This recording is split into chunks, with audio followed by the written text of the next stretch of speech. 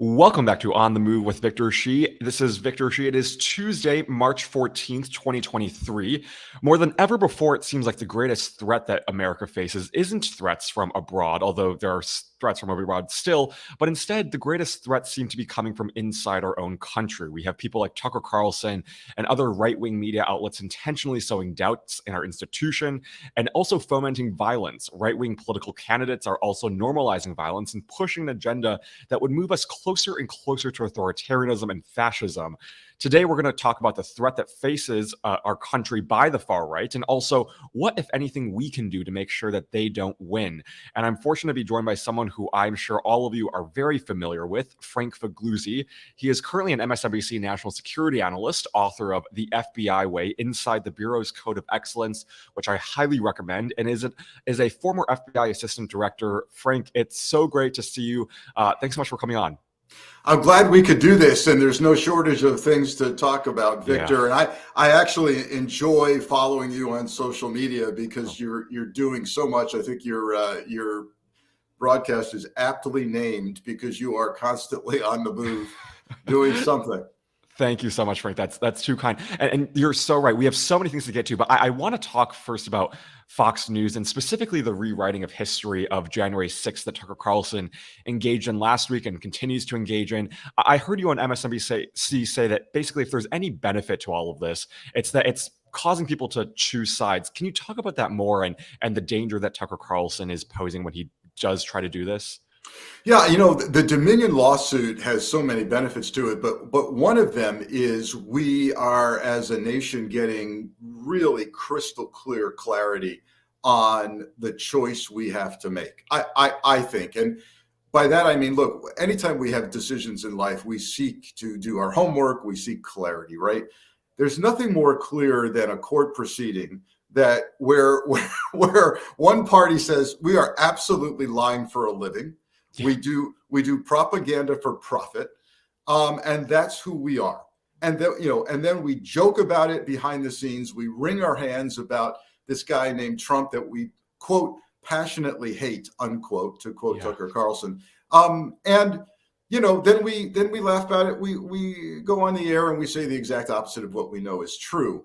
That's clarity. When you have decision making, the question is, right. So first, let me get to that choice that we now are faced with, and many of us have made this choice through our own research and efforts. But now here we are with a clear choice. What's the choice? Law and order versus chaos and disorder, democracy versus authoritarianism, truth versus fiction. Yeah. This is where we are. A candidate who clearly is despised by the very people who cover him. A network that actually had a former producer refer to their audience as what was it? Dumb as rocks, or what? Do you remember what the phrase was? Yeah. Right. That's what they think of their audience. So the choice has never been clearer in terms of what this is all about. And for that, I'm somehow strangely grateful. So Fox isn't even covering this, though. So I'm wondering, is there any way that we can reach the Fox audience at this point and get them to know that this is literally what their anchors think of them? I mean, Fox isn't reporting about this at all. And so I'm wondering, how do these people even know that what Fox is telling them is a lie? Right. Well, you've raised an excellent question because we're deeper than ever into our own rabbit holes, right? And they're not covering it yet. Here's what I'm hoping. There are two things. One, this is reaching saturation point. This story of what's going on is everywhere else but Fox. And it's almost like people are going to trip into it accidentally. It's getting so much coverage. Number two, I'm hopeful that the legal accountability and consequences, if Dominion wins, and I believe they're headed towards some form of a win, is going to include some form of on-air accountability, meaning amongst the $1.6 billion in damages and maybe punitive damages that actually pose an existential threat to Fox, I also believe Dominion's going to request and could easily get all kinds of retractions round the clock on Fox News saying, before we head to commercial, just another reminder that we are lying to you, and we're probably lying to you right now. Yeah, that would be glorious. And we also saw yesterday there's another lawsuit by Smartmatic, which is filing an even higher lawsuit than Dominion. Do you think that lawsuit is worse, spells a worse kind of fate for Fox than what Dominion is posing? So without parsing through the distinct details of the two cases, the key for any defamation or slander case is showing actual damages. And that's the real expert lawyers will tell you that's the rub here. Fox has already admitted lying. Yep, they do it. Rupert Murdoch said, yep, these guys lied. Sean Hannity, he's singled out as being out there too much. Laura Ingraham, Maria Bartiromo, he named names, man. But the legal challenge is actual damages. And I believe Smartmatic and Dominion can show the impact on their reputation and therefore lost income for future contracts and machine orders, cancellation perhaps of contracts. So if Smartmatic can show those damages, as Dominion will have to, I think it's a win there. And I'm not kidding when I say the level of money we're talking about for settlement could be an existential threat to Fox. Fingers crossed. I'm really curious about the threat that Fox poses, and I want to kind of focus it through like a national security angle. I mean, news organizations, I think, have had a bias and tilt since the beginning of history, but Fox is spreading lies and misinformation at a rate that I don't think I've ever seen before. I don't know if you've ever seen before. Do you think that what Fox is doing rises to a national security threat at this point? I do, and I don't say that lightly because I take my job as a national security analyst quite seriously. I was serious for a living, 25 years in the FBI dealing with life-threatening national security threats. So I don't take this lightly. I've thought through it, and I'll tell you this. Look, there are almost two Foxes. It's not that Fox doesn't lie and isn't disturbingly biased in the daytime. But I will say this, from 5 p.m. on, it's trouble. From 6 p.m. on, it's outright dangerous. Ingraham and Hannity and Carlson do literally lie for a living, as exposed by the Dominion lawsuit. So why do I say yes to your question? Is this a domestic national security threat? Because the ramifications are clear. People who follow the propaganda and lies on Fox News and consume it voraciously end up acting out against the interests of the United States. They do so violently in some cases, whether it's the guy who attacked the FBI Cincinnati field office, whether it's the now 1,000 arrests that we're up to for the Capitol on January 6th, whether it's the guy who attacked Nancy Pelosi's husband, whether it's the El Paso Walmart shooter who used in his writings the same language used on Fox of brown invaders, right? White replacement theory. The Buffalo supermarket shooter, white replacement theory that you'll hear Tucker Carlson espouse every goddamn week. So yes, we can draw a straight line now between violent, anti-American conduct and what is spewed out after 5 or 6 p.m. on Fox News. Wow. I mean, that is chilling. And that was part of my next question for you, which is when we talk about the threats to our national security, there is a lot of hate-fueled violence, race-based violence. And I was going to ask if we should attribute this to right-wing officials and the media who seem to be fomenting this violence and encouraging violence. But I want to more specifically ask you about, I mean, is there anything more we can do to eradicate this level of hatred and violence? I mean, the conventional wisdom is to call hate out when we see it, but is there anything else Congress or we can all do to make sure that this gets to an end? You know, I always want to remain hopeful, Victor, because without hope, we die. And so I'm never going to give up. I know that you're certainly not about giving up, particularly when it comes to the number one action that we can all take, which is simply to vote. And I say simply to vote. It's becoming harder because some states are going to make it much more hard. My gosh, here in Texas, we have a state legislator who's proposed removing voting stations from college campuses Yeah. under the guise of under the security guise. Oh, we Right. want to make it safe on campus, and polling places could become sites of violence. Really? Okay. But it's okay. It's okay to have the voting site at the elementary school. You're good with that, right? Oh, because elementary school kids can't vote. Oh, I see what's going on. Okay. So it's getting harder. But number one, by far, vote, volunteer, be a part of that process at the local, county, and state level where you live. Yeah. Absolutely, number one. Number two, keep the truth out there in the forefront. So whether you're talking to neighbors and coworkers, do it collegially, do it civilly, but let them know there's another opinion other than theirs out there, and expose them to that light and reporting. And ask them, I've done this successfully with some folks in my own extended family. I go, do me a favor, spend 30 minutes of your time watching MSNBC or CNN or some other news source every other day. Will you do that for me? 30 minutes.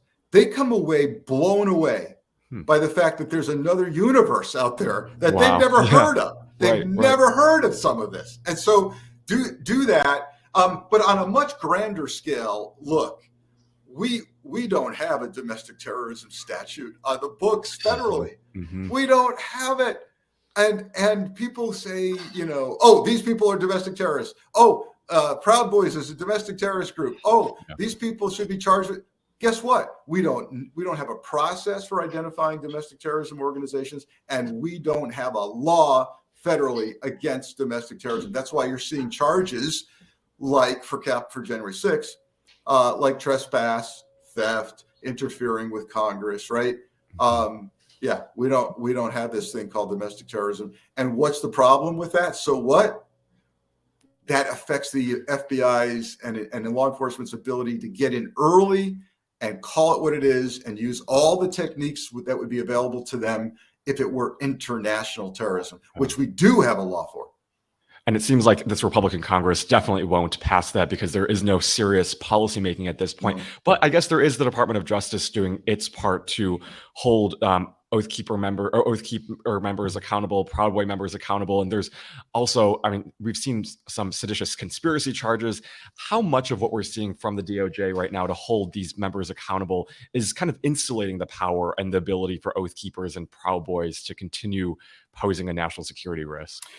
There's no question, because we've seen the discussions in their private chat rooms, that there was a chilling effect with these arrests. They talk about, hey, I don't feel like getting arrested this year, right? We see that kind of chatter. Oath Keepers has really taken a hit with the eye-opening revelations that their dues that they pay, the membership dues, they go to Stuart Rhodes. They've been going to Stuart Rhodes, and he buys weapons with them for himself. And that's an eye-opener. And I think we called out senior law enforcement people throughout the country for even signing up for Oath Keepers years ago. So that's become toxic. But using my international terrorism analogy, there's a downside to all of this, which is it forces them underground.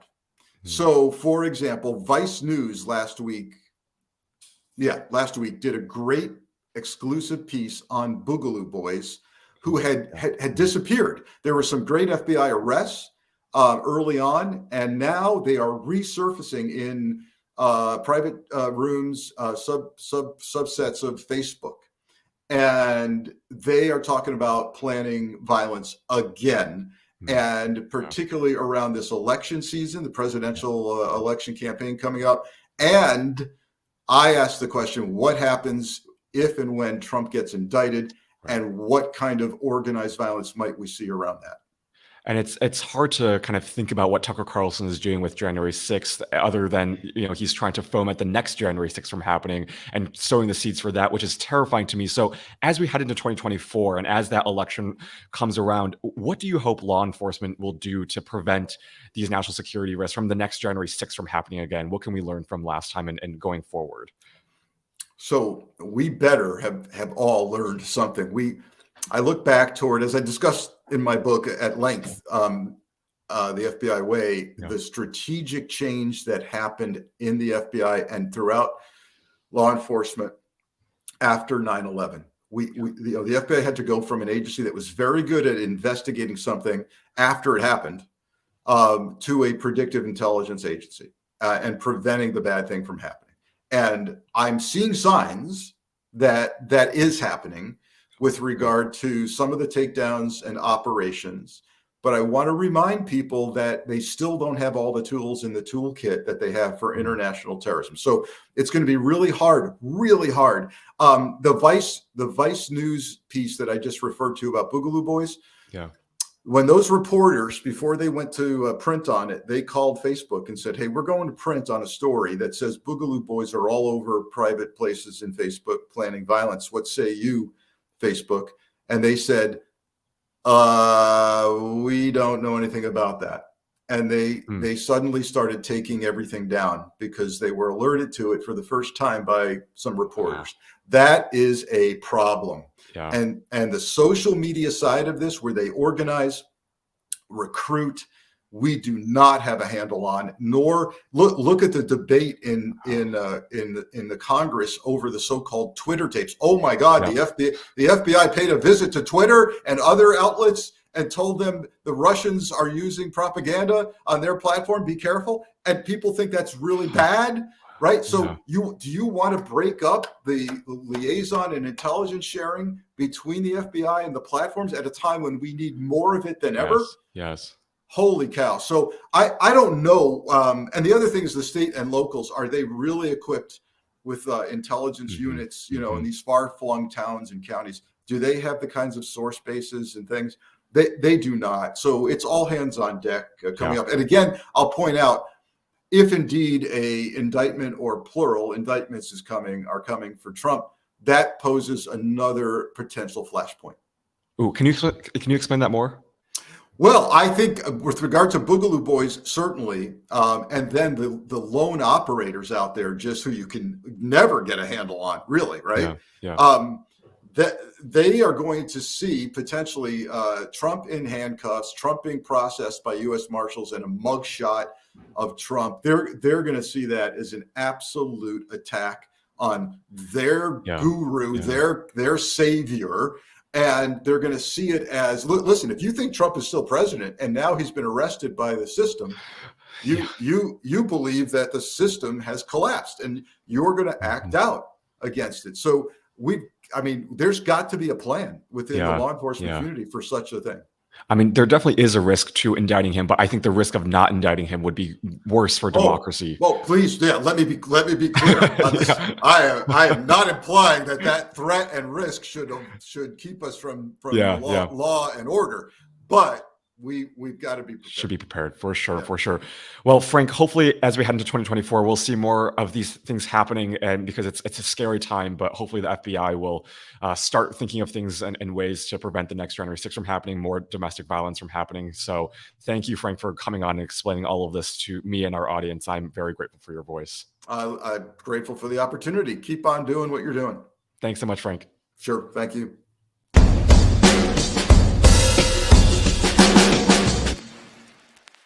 Well, Frank is always a good person to ask about anything national security related. And this is, again, a very scary time. But like he said, we all have the power to prevent this from happening. It starts at the ballot box. It starts with our voices, our vote. And in 2024, we have a great moment in the House, everyone is up for re-election. That's one of, for better or for worse, the two-term terms that we elect our House of Representative members to. And so next year in 2024, we will have the power to make sure that we can have a Congress that looks like us, that represents our values, that doesn't do these absurd hearings like the Twitter files or impeach President Biden and his administration for no reason. So we have the power to do something. And against this backdrop, the FBI has their role, but we also have our role. And I think we have to remember that as we head into 2024. A couple of things I want to get into before I let you all go. First of all, speaking of Trump yesterday, Trump's lawyers met with the Manhattan District Attorney and basically asked the Manhattan District Attorney to not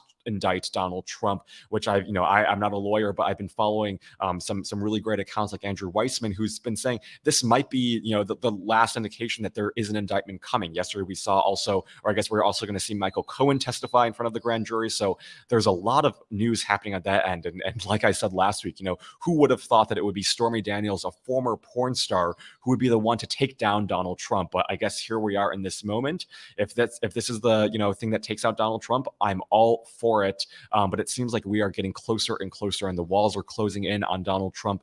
And finally, accountability is happening after everything that Trump has tried to do. So, there's hopefully some good news in all of that that we can all look forward to. A couple more things is that there's some news regarding the East Palestine situation, which is that the EPA this morning is limiting toxic forever chemicals in drinking water. So basically, this morning, the EPA said that they are limiting the amount of basically harmful chemicals that drinking water can have to the lowest level that tests can detect. So this is hopefully a really important step in terms of preventing serious illnesses, but also making sure that people have access to clean drinking water. So the EPA has announced that this morning. There's been some news on that end, helpful for the environmental front. And speaking of the environment, there's one more thing that I think is concerning for myself and also other people, which is the Willow Project.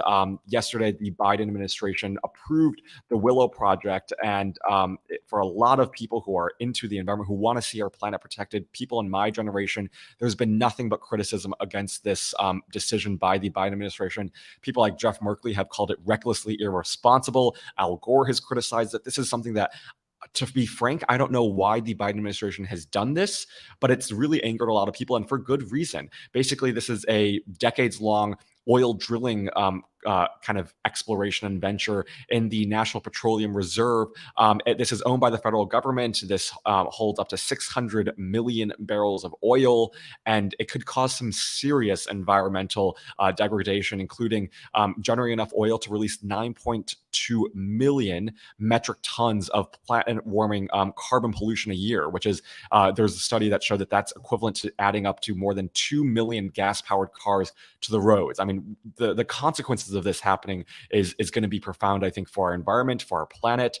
I was comforted when the Biden administration invested a historic amount in climate change through the Inflation Reduction Act, but this is taking a step backwards. And I really hope, if there's any way for the Biden administration to reverse this policy, I hope they do so, because it will cause a lot of harm to our planet, for a more habitable planet, and especially for this generation that is going to be the one who pays a price for the planet that we live in. I hope that this Biden administration will reconsider what they did, because if this goes through, I'm scared of what will happen. I know a lot of my peers are scared about what will happen, and it just doesn't spell any good news for our planet. So hopefully we will see a reversal in this policy, but nonetheless, it's still concerning that they move forward with this. And even the Biden administration is not insulated from criticism, that's the one thing that I think separates us from the previous administration. We are not afraid to call out this administration when they do something that is harmful like this. There's been a lot of good that's happened, but this is also something that isn't reassuring. So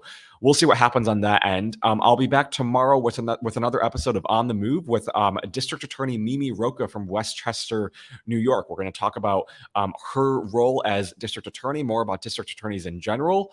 And then on Thursday, we'll be back with another episode of On the Move. And then Friday, we'll have on Representative Judy Chu, who will talk about the current anti-Asian hate that we're seeing, and also some of the other things that we're seeing in Congress. So you don't want to miss those. We'll be back every day at 8 a.m. Pacific time, at 11 a.m. Eastern time, right here on youtube.com/Politicon. You don't want to miss an episode. Be sure to like and subscribe so you don't miss it. Thanks so much for watching this episode with Frank Figliuzzi, and I will see you all tomorrow. Have a great rest of your Tuesday.